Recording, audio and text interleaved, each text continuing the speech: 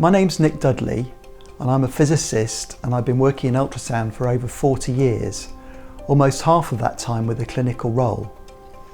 I've always had an interest in quality assurance, both of the equipment and the imaging process.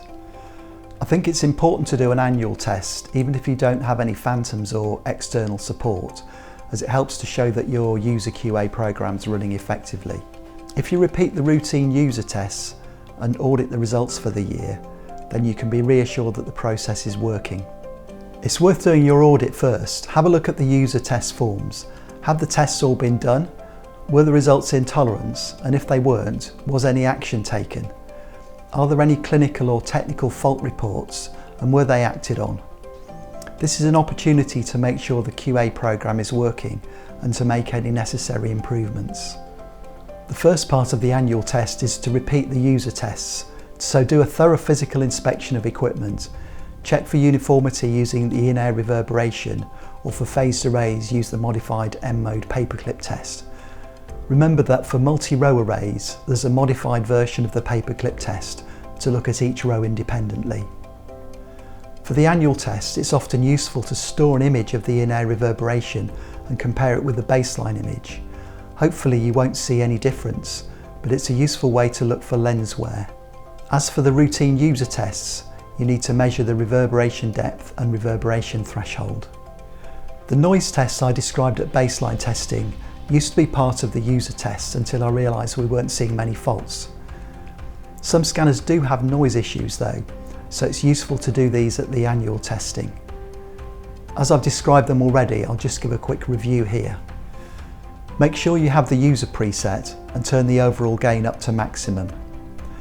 Turn the overall gain down until background noise just disappears and record the setting as the noise threshold. Turn on pulse Doppler with a central range gate. Turn up gain until you see noise and turn it down until it just disappears.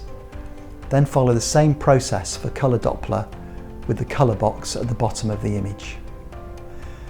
If any of the results are out of tolerance, check the settings and repeat the test.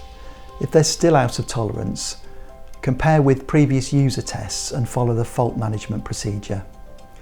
If you have a phantom, you can do the rest of the annual test. It's very important to have the same settings you had at baseline, so either use the preset that was set up at baseline or copy the recorded settings. The first test is penetration depth. This is a measurement from the top of the image to the point where speckle just disappears. If you're doing this visually, it's quite subjective, so you might want a tolerance of about 10%. If you have software and penetration has dropped by more than 5% or grey level by more than 10%, you should have a look at table 3 in the fault management procedure to help you decide what to do.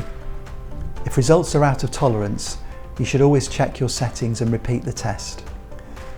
When you're imaging the phantom, save images of other target groups such as cysts and low contrast targets. Compare those images with the ones you collected at baseline, looking for any obvious differences. So that's annual testing. Audit's probably the most important part, as that's your chance to check that QA is working. Repeating a user test, especially if it's a different person doing it, can show any issues with the process. Phantom penetration measurements are useful because they give a more clinically relevant measure of sensitivity. After annual testing, you can be reassured that everything's going well, or you can go back and retrain staff who are doing user QA, or tweaking of procedures. This is your opportunity to do it. Well, thanks very much for watching these videos.